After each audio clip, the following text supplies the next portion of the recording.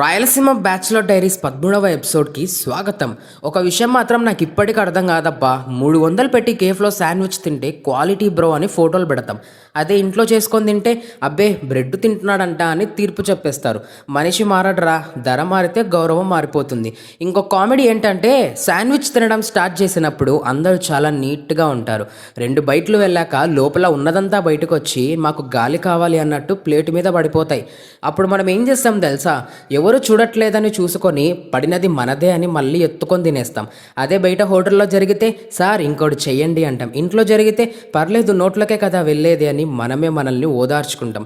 రాయలసీమలో ఒక మాట, 10 నిమిషాలు వంట చేసినా తినేది మాత్రం 2 నిమిషాల్లో.